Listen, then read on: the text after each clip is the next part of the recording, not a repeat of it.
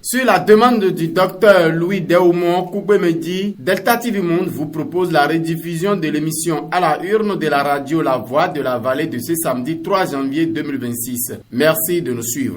FM, c'est l'instant votre émission à la une. Mesdames, Mesdemoiselles, Messieurs, comme annoncé, l'émission de ce week-end reçoit Dr Louis Deumont Koupemedji, troisième titulaire en termes de candidature sur la liste de l'Union progressiste Le Renouveau comptant pour les élections législatives du 11 janvier 2026 ici dans la 20e circonscription électorale. Une nouvelle voie de l'animation politique, une nouvelle vision. L'homme qui a toujours eu un parcours militant depuis son cursus scolaire jusqu'à sa vie professionnelle, aujourd'hui dans sa vie d'acteur politique.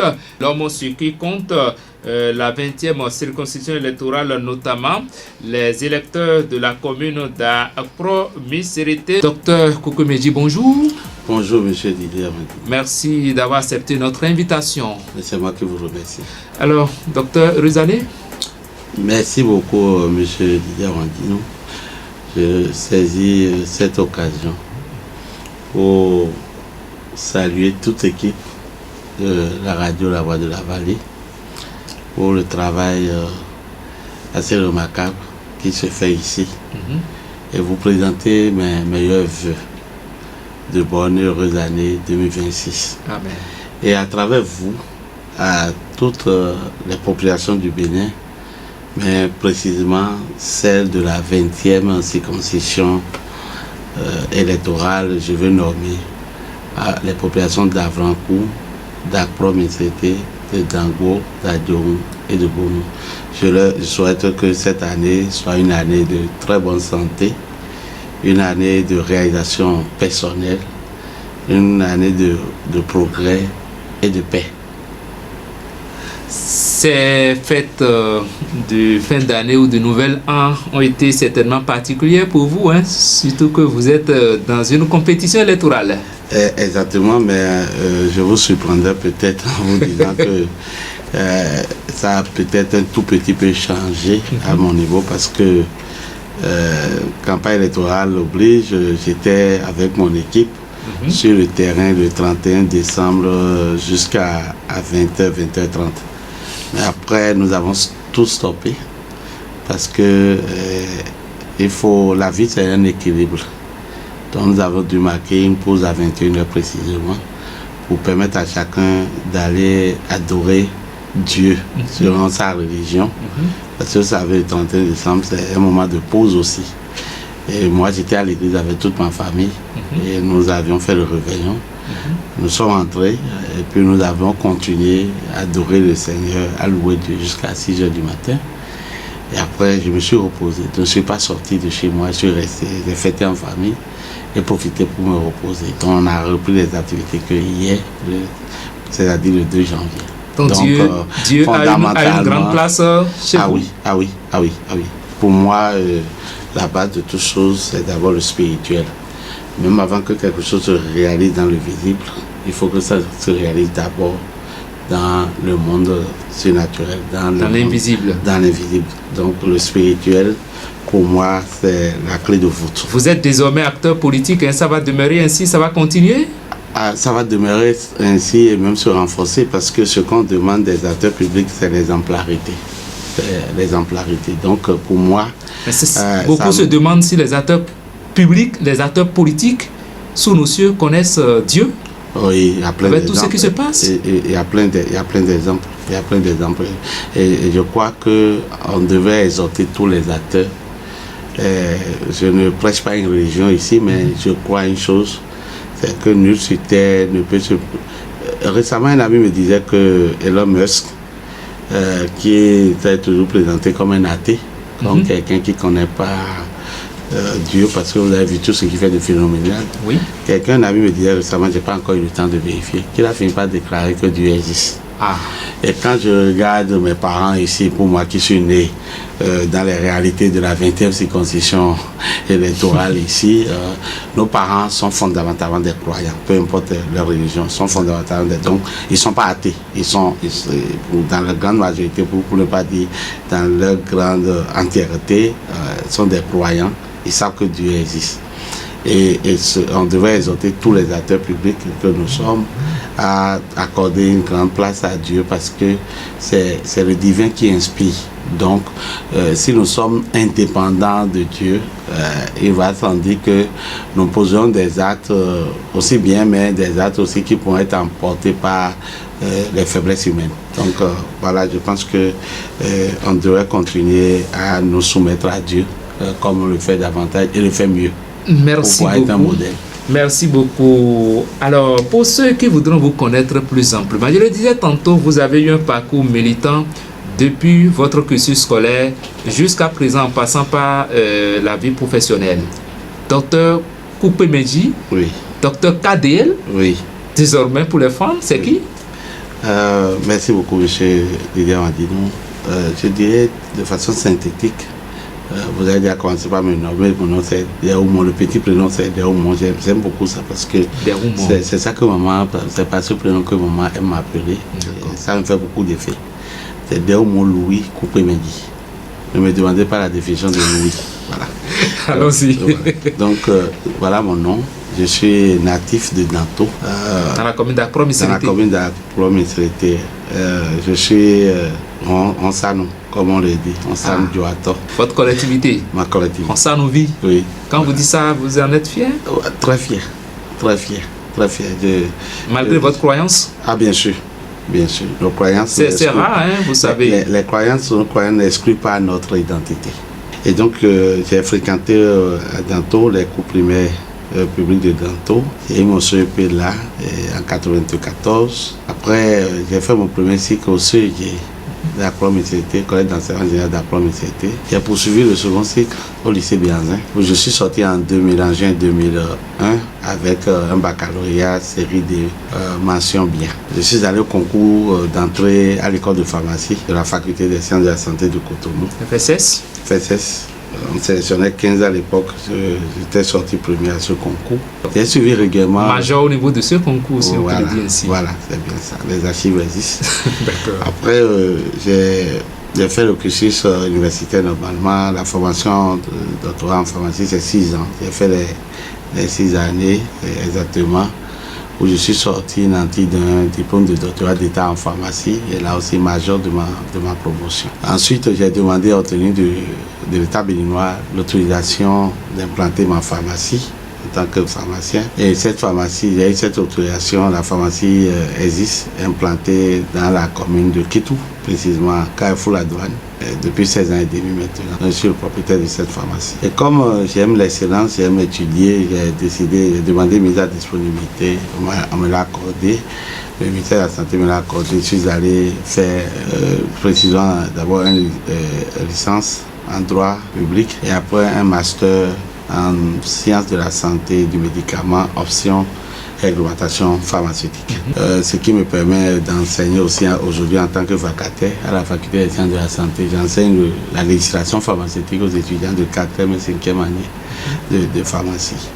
Cela m'a permis également de travailler à l'Organisation mondiale de la santé, OMS, le bureau de représentation de Cotonou, en tant que chef programme médicaments essentiels et politique pharmaceutique, poste auquel j'étais quand le gouvernement béninois m'a fait appel pour diriger à ma qualité d'administrateur provisoire les centrales d'achat des médicaments essentiels consommables médicaux Camé, qui a été dissous le 3 septembre 2020, dont j'ai assuré la liquidation, et au même moment que j'ai assuré la direction générale de la nouvelle société, SOBAPS, Société béninoise pour l'approvisionnement en produits de santé, dont je suis directeur général à ce jour. Et je voudrais rendre grâce à Dieu parce que tout cela n'a été possible sans une main invisible, la main divine. Et dire aussi également merci au chef de l'État, son Excellence le Président Patrick Talon, tout son gouvernement, et notamment aussi mon ministre de tutelle, le professeur Benjamin Moupati, pour la confiance qu'ils m'ont accordée et tout le soutien pendant tout ce temps et jusqu'à maintenant. Merci beaucoup à vous, docteur. Aujourd'hui, vous êtes directeur général d'une société d'État, la SOBAPS. Alors, la liquidation, la dissolution de la CAME était vraiment utile? Merci beaucoup, cher frère. Je dois dire d'abord que pour que vos auditeurs comprennent, la CAME, c'était la structure qui importait, qui achetait, stockait, distribuait les médicaments essentiels et consommables médicaux. Et son statut était une organisation à but non lucratif, donc ils ont une ONG, mais à l'intérieur de laquelle l'État avait quelques rôles à jouer. L'État était représenté. Ce qui était déjà antinomique, hein, parce que quand on dit association à but non lucratif, une organisation non gouvernementale, cela suppose que l'État n'est pas représenté à l'intérieur. Oui. Donc ici, de façon atypique, l'État était membre de cette organisation, ce qui était déjà une anomalie. Deuxième chose, cette activité quand même qui consiste à acheter, parfois que ce soit localement ou importé, stocker, distribuer. Et c'est une activité commerciale, quoiqu'elle a vocation à être sociale. Or, une ONG ne fait pas du commerce. Partant rien que de ces deux observations qui sont de grosses anomalies et qui n'ont pas manqué d'avoir un impact sur la gouvernance, il était déjà nécessaire de reformer une telle structure. Et comme vous savez, le travail, le travail titanesque qu'a mené le régime du président Patrick Talon, c'est de reformer. Donc on a voulu redresser. On a profité de ce redressement pour remettre les pendules à l'heure. Est-ce que quelque chose a déjà changé positivement? Ah oui, depuis l'instauration de la SOBAPS? Bien sûr, donc un exemple? La liquidation, même parce qu'il faut l'expliquer, parce qu'on accuse parfois le gouvernement de trop dissoudre. Ouais, donc on a voulu assumer. Et une société commerciale, c'est une société. Donc on a conféré le statut de société anonyme, donc une société, une SA, qui a pour état actionnaire unique. Donc on ne peut pas transformer une ONG en une société. Donc la dissolution était incontournable. C'est ce qui a fait qu'on a liquidé la CAME. On a remis une nouvelle structure en place et on a élargi le mandat. Donc ça, c'est déjà le premier résultat. On a élargi le mandat de ces sociétés. Ce n'est plus seulement les médicaments essentiels à usage humain. On fait aussi aujourd'hui les médicaments à usage animal, c'est-à-dire les médicaments vétérinaires. On fait les dispositifs médicaux, les équipements médicaux, y compris les réactifs de laboratoire et les produits chimiques et pharmaceutiques. Donc vraiment, le portefeuille produit s'est déjà élargi. D'accord, il s'est trouvé renforcé. Tout ceci pour pouvoir satisfaire les attentes des populations. Le résultat tangible que je peux vous brander, rappelez-vous, il y a une dizaine d'années en arrière, on faisait face à une grosse pénurie de médicaments. On vous prescrit des médicaments, vous êtes malade, le médecin vous prescrit 4 ou 5, 6 médicaments et vous mettez à faire un parcours de marathon, tout un marathon pour pouvoir trouver les produits parce que vous êtes obligé d'aller d'une pharmacie à une autre et il ne peut jamais tout. À l'avantage des pharmaciens, voilà. Que vous êtes, non? Voilà. Non, c'est pas l'avantage, c'est un désavantage parce que le pharmacien que nous sommes là d'abord pour assurer le service public, pour la satisfaction des populations et des malades. Et nous-mêmes sommes de potentiels malades. Nous avons une femme, nous avons des enfants, on a des parents. Et donc, ce n'est pas les autres. Lorsque nous parlons de la santé, ce n'est pas toujours les autres, et à nous-mêmes. Mais quand vous tombez malade et que vous ne trouvez pas le produit que vous appréciez, il y a un problème. Donc, de façon concrète, on était à un taux de disponibilité des médicaments au plan national de 40% en 2015. De 40%, nous sommes passés aujourd'hui à un taux de disponibilité qui est aussi autour de 90%. Et pour les produits vitaux, on va jusqu'à parfois à 95%. Le bond est vraiment considérable. Bien sûr, parce que c'est les objectifs, vous savez, avec la gouvernance en place, c'est une question de cadre de performance. Hein. Si on vous met en tant que DG, on vous colle en même temps des indicateurs de performance et on mesure vos résultats de façon périodique. Si vous êtes défaillant, mais on ne vous fait pas de cadre. Alors, vous vous occupez de tout ça là, mais qu'est-ce qui vous amène en politique? Qu'est-ce que vous cherchez en venant en politique? Vous paraissez aux yeux de beaucoup d'observateurs une nouvelle voie. D'où vient-il? Est-ce qu'il était en politique?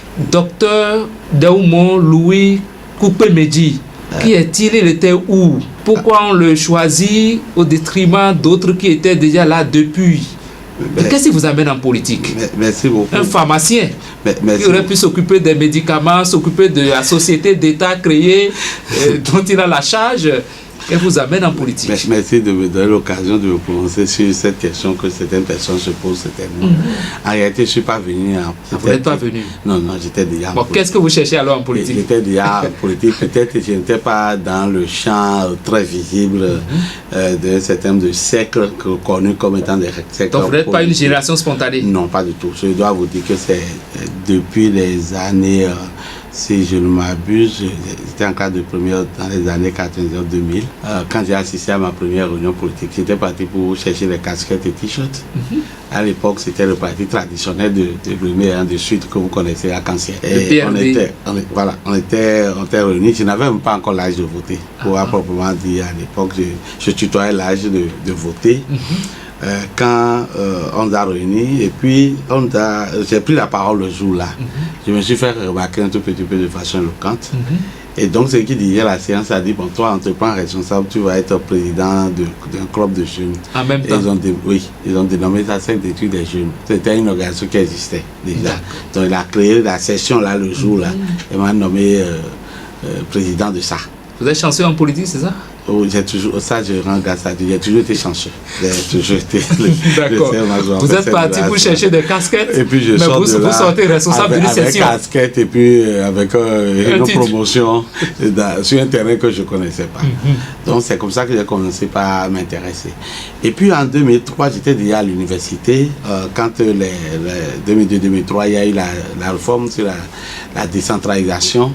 Et il fallait aller vulgariser les thèses de la décentralisation. J'ai un aîné, pour ne pas le nommer, docteur Tokou Tokpanou, qui est le suppléant donc, de 4e titulaire sur la liste de la 20. Actuellement conseiller, non? Actuellement conseiller. Au conseil communal d'approbation. Exactement. Quand il m'a fait appel, j'avais rejoint une équipe qui était chargée de vulgariser ces tests-là en langue locale. Moi, je m'étais chargé ça au niveau de mon village d'Anto pour traduire ces tests-là en tori pour nos parents et acteurs politiques de l'époque. Et donc, ça a renforcé mon engouement pour la chose politique et c'est comme ça ça a commencé. Mais il faut dire que j'avais une prédisposition parce que déjà depuis primaire, j'ai été responsable de classe. Mes maîtres m'imposaient presque aux classes depuis la classe de C1. Après, quand je suis arrivé au collège, j'ai été responsable tout le temps. Au lycée, tous les 3 ans passés au lycée Béhanzin, j'étais responsable de classe. Arrivé à l'université, j'ai été secrétaire général du bureau d'union d'entité. D'accord, jusque pendant les 5 ans sur 6 ans que j'ai... Donc vous êtes la preuve que tout ça là, c'est... Ça a forgé. C'est l'homme politique en devenir. Bien sûr, vous savez, les meilleurs politiciens d'ailleurs, on vous dira, sortent souvent de cette sérail étudiantin. Voilà, donc j'ai fait mes âmes là, mais ça ne fait pas de moi un expert en politique. Ça, je dois pouvoir le dire très humblement. J'ai encore beaucoup à apprendre parce que la vraie politique, telle que nous la connaissons dans certains milieux, ça s'apprend. Ça s'apprend. Donc, j'ai encore beaucoup de choses à apprendre et c'est l'occasion pour moi de faire un clin d'œil à tous mes aînés qui nous ont précédés dans ce projet-là. Et depuis des années, je suis dans la 20e circonscription électorale ici. Et je ne pourrais pas parler de la chose politique sans faire un clin d'œil à tous mes aînés de la 20e circonscription électorale, quelle que soit leur obédience politique. Pour leur dire merci, parce que nous les avons vu faire. Et si nous avons décidé d'y aller aussi, c'est que forcément, leur action a créé des vocations à notre niveau. Je voudrais leur dire merci. Vous voulez nous dire que vous avez de très bonnes relations avec tous ceux-là? Avec tous les acteurs? J'ai de très bonnes relations. C'est rare, hein? Chacun a son camp, hein? Je dois dire humblement, il y en a avec qui j'ai jamais eu de contact physique. Parce que, bon, je n'ai pas eu l'occasion d'avoir de contact physique avec eux. Je n'ai ni de contact téléphonique, j'ai jamais eu de contact parce que, bon, par ailleurs, je suis une personne à la fois publique mais discrète aussi. Donc, je n'agis pas non plus en opportuniste. J'ai des occasions peut-être de me rapprocher de certains, mais je ne l'ai pas fait parce que je n'aime pas déranger aussi non plus. Et il y en a avec qui j'ai été en contact. Et puis voilà. Donc eux tous, quelle que soit leur obédience politique, pour ceux que j'observe de loin, je n'ai aucune difficulté avec eux. Il y en a peut-être qui ne me connaissent pas aussi, c'est bien possible, c'est pas exclu. Mais pour ceux qui me connaissent et avec qui j'ai eu des contacts, ça a toujours été un accueil très chaleureux. D'accord. Depuis votre candidature, depuis la publication des listes officielles de candidature, beaucoup vous appelle nouvelle voie dans l'animation politique dans la 20e circonscription électorale. Ça vous dit quoi? Nouvelle voie, moi-même personnellement... Vous entendez, vous lisez? J'entends, je lis. Et je préfère laisser l'appréciation aux populations. Je me définis moi-même comme une voie d'interconnexion. Une voie d'interconnexion. Une voie C'est-à-dire? d'interconnexion. C'est une voie qui a le cheval sur toutes les générations. Sur toutes les générations. Je dois dire 2 générations. Il y a la génération avant nous. Il y a notre génération, d'accord, que je considère comme une génération d'avenir. Parce que la vie, c'est un cycle. Il n'y a rien que vous puissiez faire éternellement. Quand on prend le paysage politique de la 20e, les réalités, le besoin était là d'une voie d'interconnexion? Forcément, le besoin est là. Parce que vous savez, et c'est normal, notre pays a accédé à l'indépendance. Ça fait maintenant plus de 65 ans. Tout à fait. D'accord. Et donc, les gens ont commencé par... Et puis, quand je prends la période démocratique, ça remonte depuis les années 90-91. 35 ans, c'est bien ça. Hein? Oui. Après, et tous les acteurs qui sont dans le champ politique, vous comprenez que même quand vous êtes fonctionnaire, on sait qu'à l'âge de 30 ans, 35 ans, vous êtes déjà à la retraite. Il n'y a rien que personne ne puisse faire sans un moment de repos bien mérité. Lorsque on approche cette période, c'est que vous avez fait des enfants, aussi déjà pour celui qui a commencé depuis 90, c'est qu'il a fait des enfants qui sont devenus aussi déjà grands. D'accord? Et si ce n'est pas fait, peut-être il serait sous curatelle, comme on le dit, il deviendrait personne sous tutelle. C'est-à-dire que moi, aujourd'hui, mes parents, vraisemblablement, ne peuvent plus prendre des décisions sans moi, chez moi, parce qu'ils n'oseraient pas le faire, par courtoisie, par respect pour leur fils. Mais personne n'oserait contractualiser avec eux sans mon avis, au risque que ce contrat soit frappé de nullité. C'est l'ordre normal des choses. C'est l'ordre normal des choses. Ça se transporte aussi en politique.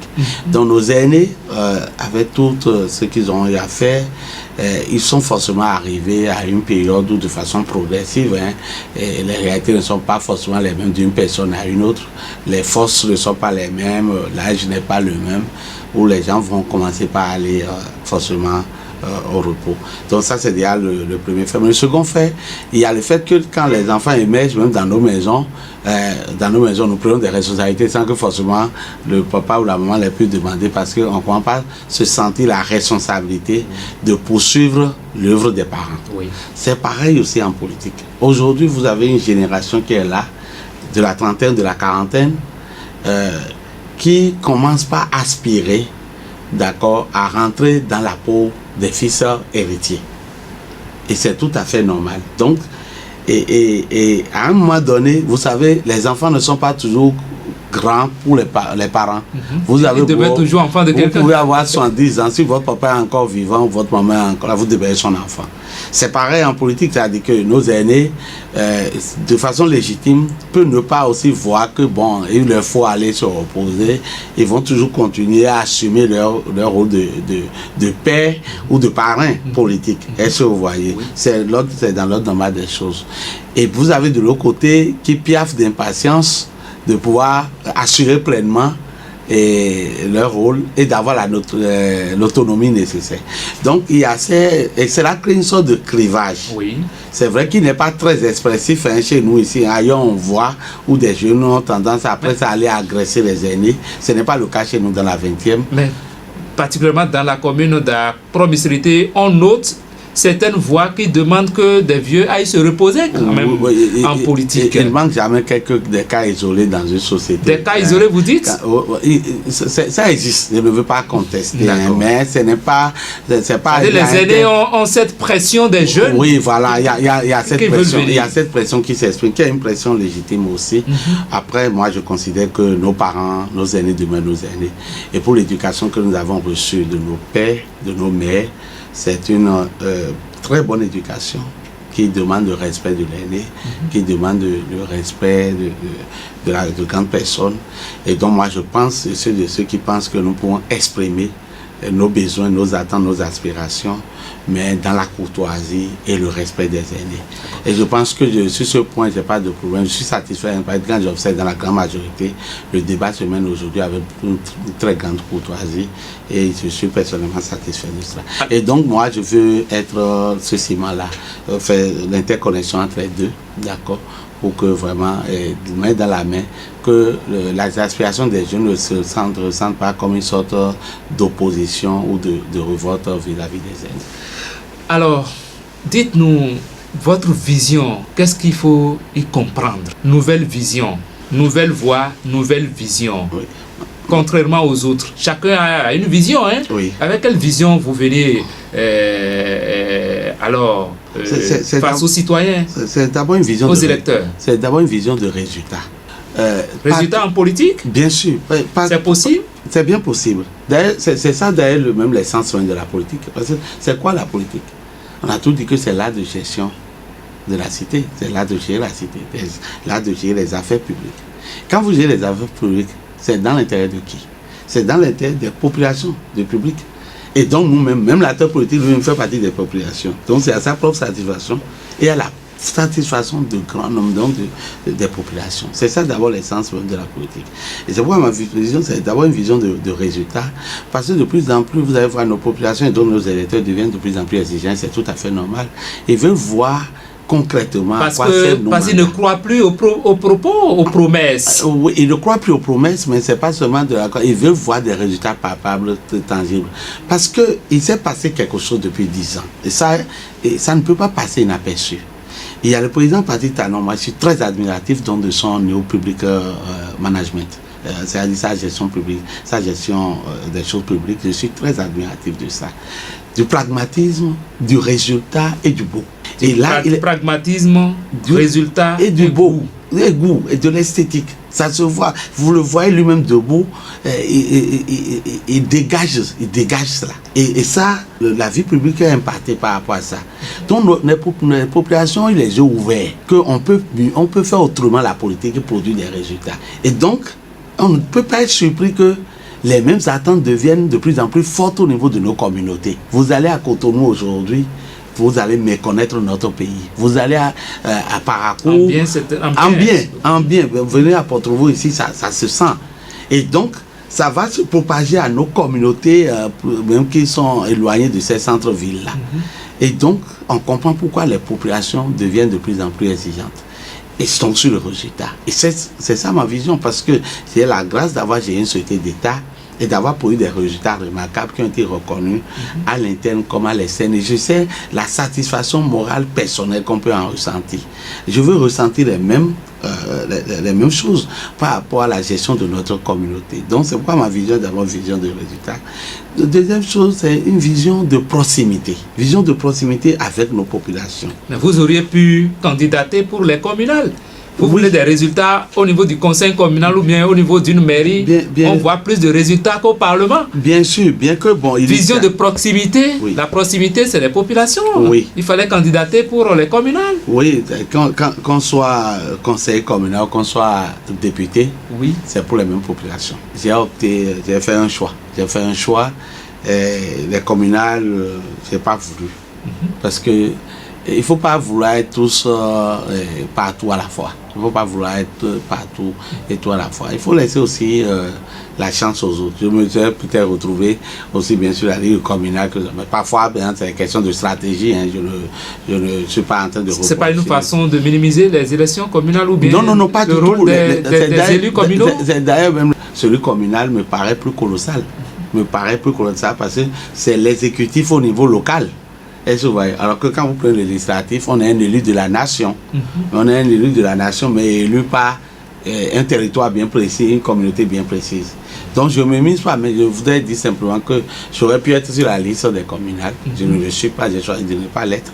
Je suis sur la liste des législatifs. D'accord. Alors, dites-nous votre candidature. Oui. Une candidature imposée, une candidature vraiment concertée. Dites-nous. C'est une candidature. Beaucoup se posent la question de savoir. C'est une candidature. Comment cette candidature est-elle arrivée? C'est une candidature volontaire assumée. C'est vrai qu'initialement, j'aurais pu ne pas être du tout candidat. J'avais pas penser que, comme je suis déjà à une position, Oui. c'est déjà le service public. Parce que ce que je fais impacte toutes les communautés, y compris celle de la 20e circonscription électorale. La SOVAV est une société d'État, société nationale, qui achète des stocks, distribue des produits de santé pour toutes les communautés. Donc, j'ai un rôle national. J'avais pensé que je pourrais continuer là-haut dans ma position. D'accord. Et puis accompagner d'autres à se positionner. Mais avec le temps, je me suis dit, mais pourquoi pas ne pas y aller soi-même aussi. Docteur KDL, vous êtes candidat 3e titulaire sur la liste Union Progressiste Le Renouveau. Oui. Et dans la commune d'Promisrité, c'est ovationné cette candidature. Dans le même temps, vous avez un fils, un frère de la même commune à Promisrité, Oui. qui est 3e titulaire sur la liste Bloc républicain. Vous mesurez le challenge? Vous voulez parler de mon grand frère et ami Batemi Adigbolon? Dites-nous. Votre challenger? C'est mon Ami, oui, mais en politique, le challenge est là. Je le définis aujourd'hui comme un concurrent. Simplement, le mot par lequel je le dis. Il n'est pas adversaire à vous? Pas du tout, pas du tout. Concurrent, vous préférez? Je préfère pour tout le monde d'ailleurs, parce que adversaire, ça apporte une dose d'adversité. Concurrent, même des frères jumeaux peuvent être concurrents. Il y a le jeu qu'on faisait à l'école, la course de vitesse. On sait qui va arriver en premier. On était tous des camarades, des copains, on se tapotait. Et puis on se mettait sur la même ligne de départ. Et on veut voir qui est arrivé le premier, qui sait bien courir plus que l'autre. Pour moi, c'est comme ça que je perçois le jeu électoral. Le duel s'annonce très dur, hein? Oui, et très palpitant, très charmant. Et moi, je suis tellement renforcé dans mon idée que le grand frère, il me connaît. Il sait qui je suis. C'est quelqu'un qui a beaucoup d'affection pour moi, qui m'encourage beaucoup dans ce que je fais au quotidien pour mes résultats. Et je sais qu'il sera très heureux le soir du 11 janvier 2026 de me voir remporter la course. Ah bon? Oui, je vous le dis. Dans cette commune d'Promisrité où il est aussi conseiller communal en fonction. Oui, mais je sais qu'il sera très fier de moi et très content de moi. Je sais de quoi je vous parle. Pas d'ailleurs lui seul, hein, tous mes aînés. Sur quoi comptez-vous? Je compte sur la force de ma jeunesse, je compte sur mon engagement personnel, je compte sur ma passion de résultat. Parce que quand je m'engage dans quelque projet que ce soit, je fais toujours en sorte de me donner à fond et qu'à terme le résultat soit au rendez-vous. Ça me caractérise. Donc, et je pars avec cette foi aussi parce que je suis un croyant. Je n'entame rien du tout sans avoir consulté Dieu. Donc, avant de me lancer, avant même de déposer mon dossier, j'ai prié. Et chacun sait comment Dieu lui parle. J'ai reçu quelque chose. Et si je ne l'avais pas reçu, je n'allais même pas essayer. Et donc, je pars avant même le dépôt de ma candidature que si je décide de déposer, c'est que je pars gagnant. Et je suis dans cet état d'esprit. Et toute l'équipe qui m'accompagne est dans cet état d'esprit. Et c'est que tous les candidats sur la liste Union Progressiste au niveau de la 20e circonscription électorale sont dans cet état d'esprit. Alors profitez-en pour nous parler des chances de votre liste Union Progressiste Le Renouveau dans la 20e circonscription électorale. Puisque le challenge c'est au-delà de la commune d'Promisrité. Et l'autre défi qui vous attend, si la population vous accordait cette chance d'aller siéger au Parlement, c'est comment faire pour ne pas paraître député d'Promisrité. Vous voyez bien? Oui, suivez notre regard. Je vois. Député de la 20e circonscription électorale, député de la nation. Oui. Alors comment faire pour ne pas paraître député d'Promisrité seul? Avant de répondre à votre question, oui. Vous demandez d'abord si on y croyait. Oui. Si j'y croyais. Et vous l'avez déjà répondu. Et en tant qu'animateur de médias, en tant que journaliste, oui. Vous êtes mieux informé que nous. Je sais que vous avez les statistiques. Nous ne détenons aucune statistique. Puisque nous n'avons pas un organe de sondage en place. Je défie souvent les journalistes comme des experts discrets de la chose politique. Ah bon? Parce que vous côtoyez les politiques. C'est pas des fleurs vous lancez, pas du tout. D'accord. Donc vous connaissez la force du parti Union Progressiste Le Renouveau. C'est pas à moi de vous le dire. Aux élections passées, il y a 3 ans, ce parti a eu 4 députés sur 6 dans la 20e circonscription électorale. Dans les contextes que vous savez. Aujourd'hui, Le contexte a encore évolué. Nous avons hier des partis qui étaient en opposition à nous, pour ne pas les nommer, les démocrates qui, dans leur grande majorité aujourd'hui, nous ont rejoints à l'Union progressive au Renouveau pour battre cette campagne. Ils ont aussi rejoint le BR, oui, c'est pourquoi je dis dans leur grande majorité. Je ne dis pas dans leur entièreté. D'accord. Je suis très modeste sur ce que je dis. D'accord. Et donc, avec tout ça aujourd'hui, et notre engagement et la ferveur que nos candidatures suscitent, nous n'avons aucun doute que nous partons gagnants de ces élections dans la 20e circonscription électorale. Et je peux vous souffler que au soir du 11 janvier 2026, vous verrez que nous allons lever minimum 5 sièges sur les 6. Vous allez lever au minimum? Oui, nous aspirons à lever tous les sièges, mais... Les 6? Oui, mais comme il faut savoir être modeste aussi, il faut savoir être modeste. Donc ça peut arriver que vous levez les 6? Les autres sont venus vendre de la moutarde? C'est notre objectif, mais nous savons que nous allons nous battre pour avoir au moins 5 sièges sur 6. Et on est aussi écouté en ligne. Je le dis avec beaucoup d'humilité, de respect envers vos auditeurs, mais je le dis avec foi et conviction. Alors, comment faire pour ne pas paraître député d'Accra-Missirité? Pour ne pas paraître, en fait, pour que les populations de Bonou, de Dangbo, d'Adjoun, d'Avrankou puissent se reconnaître à travers vous. C'est d'abord... Est-ce que vous avez déjà sillonné ces communes? Oui. On est en période électorale, campagne électorale. C'est les communes que je connais. Il n'y a aucune des communes de la 21 que je connais. Vous connaissez bien Bonou? Je connais Bonou. Je connais Bonou, je connais Adjoun, je connais Dangbo. J'ai eu à passer des vacances, par exemple, à Dangbo, pendant que j'étais encore très jeune. Il n'y a pas ce coin où je n'ai pas mis pied dans la 20e circonscription électorale. J'ai la chance de faire partie d'une génération où des camarades avec qui j'ai fait les bancs sont partout dans ces régions-là. Donc, je pars avec cet atout, nous partons toute la liste avec cet atout-là. Vous avez des aînés qui sont là avec leur expertise et vous avez un jeune ou des jeunes qui arrivent avec leur fougue et leur énergie. Tout ça mis ensemble doit pouvoir produire des résultats. Le défi aussi, c'est que tout ce que vous dites se réalise. Oui. Parce qu'en politique, l'autre a dit, attention à ceux qui croient aux promesses électorales. Pourquoi nous ne nous amusons pas à faire des promesses irréalistes et irréalisables? Moi, d'ailleurs, je me garde de faire des promesses parce que, pas seulement en tant que candidat aux législatives, c'est la loi qui encadre notre mandat. On connaît le rôle du député, il est là pour voter des lois, il est là pour contrôler l'action du gouvernement, il est là pour poser des questions au gouvernement, il est là aussi pour être plus proche des réalités des populations, afin donc de tenir compte de leur vécu quotidien pour légiférer. Et donc, voilà ce que fait un député. Et maintenant, pour les conseils, les membres du conseil communal, ils sont à l'exécutif et ils ont un budget à avoir, ils ont des actions, des projets à mettre en œuvre pour la grande satisfaction de la population. Est-ce que de votre parcours de pharmacien, est-ce que quelque chose peut changer si la population parvenait à vous élire?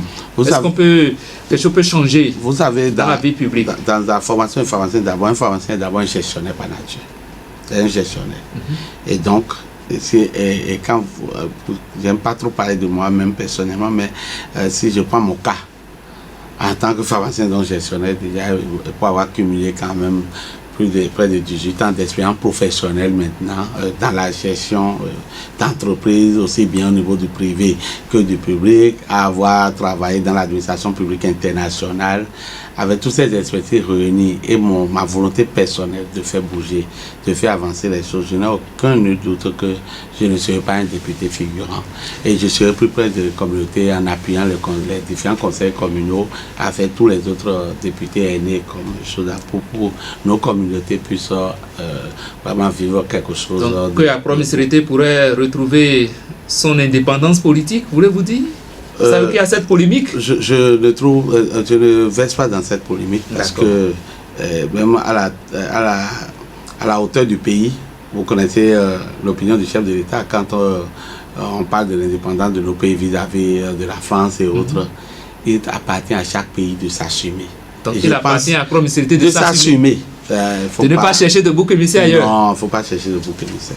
Roland Djossou qui nous écrit de la commune d'Accra-Missirité. Docteur, en quoi votre candidature est mieux que celle de Adigbono Barthélémy? C'est ça sa question. Il écrit ceci: en quoi sa candidature est mieux que celle de Adigbono Barthélémy? Le pays est plombé, Franklin Kounou qui nous écrit depuis Brazzaville. Franklin Kounou nous écrit par WhatsApp avec une série de questions qui nous excuse. On va lire quelques questions.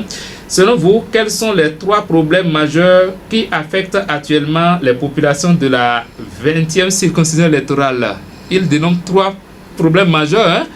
J'espère que ça vous dit quelque chose. Alors, on venait de prendre en compte l'une de ces questions. En quoi votre parcours de pharmacien et de dirigeant d'entreprise influence-t-il votre vision de l'action politique?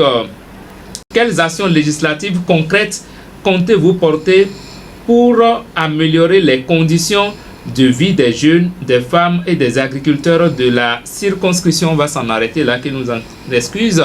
Une série de questions. Alors, à mes auditeurs, nous n'avons pas de questions en ligne et par appel direct certainement. On va laisser le temps à notre invité de commencer par répondre à ces quelques questions que nous enregistrons en ligne. Merci à tous ceux qui nous écoutent au-delà des frontières du Bénin. Alors, docteur Roland Djossou, qui nous écrit par WhatsApp, en quoi votre candidature est mieux que celle de Barthélemy Adigono, qui est aussi candidat sur la liste bière? On venait d'en parler. Oui, mais il se fait plus précis maintenant. En quoi c'est mieux? Oui, merci beaucoup Didier. Mon jeune frère Roland Djossou, que je connais très bien, il sait que je ne suis pas un homme de comparatif. Depuis que vous ne comparez pas? Je ne compare pas. Pourquoi? Depuis que vous m'écoutez, est-ce que vous avez le sentiment que je faisais de la comparaison? Non, c'est des choses que je combats. Parce que les adversités proviennent souvent des comparaisons. Les adversités proviennent souvent des comparaisons. Oui.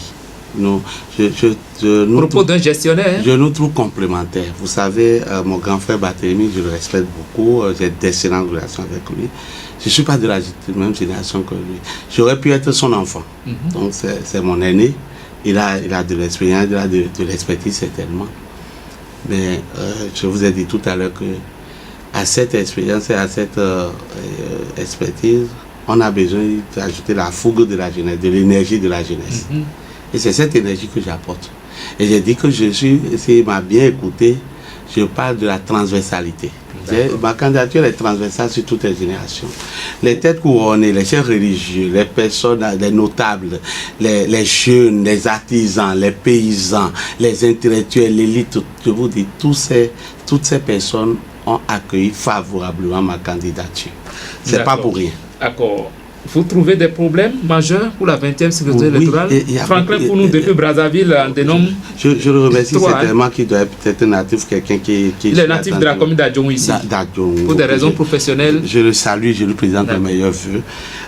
Le premier problème aujourd'hui, quand vous regardez nos communautés de la 20e, c'est d'abord le défi des infrastructurels. Quand vous regardez la 20e circonscription électorale, les populations demandent, il y a cette forte attente que le pouvoir central, que les pouvoirs locaux puissent avoir une forte attention sur les infrastructures. On a la plupart de nos infrastructures qui deviennent désuètes. Et on a besoin d'être réfectionnées ou carrément infrastructures scolaires, c'est ça? Scolaires, que ce soit même les hôpitaux, tout ce qui est infrastructures communautaires, sociaux de base. Tout ça. Les routes, regardez nos voies. En temps de pluie, les voies sont impraticables. Donc, il y a cette forte attente. Vous avez également la promotion des cadres, la promotion des jeunes, l'accompagnement de la formation professionnelle. Parce qu'on a une commune où on a la force même de ces communes-là, c'est les jeunes. Les jeunes sont majoritaires. On vous a compris là-dessus. Alors, qu'est-ce que vous promettez au Parlement pour ces jeunes-là, dites-nous, et pour d'autres couches, les femmes? C'est de prendre des initiatives législatives qui vont faciliter la vie à tout le monde. Une population, c'est tout. On a des personnes vulnérables, les personnes à motricité réduite, par exemple, qui ont besoin d'un appui. qui ont besoin d'un appui. J'ai pu rencontrer comme c'était la dernière fois, une personne à mobilité réduite, que les gens appellent les handicapés. Oui. C'est pas des thèmes appropriés. Personnes handicapées. C'est pas des thèmes appropriés. Voilà des personnes vulnérables qui ont besoin un peu d'attention.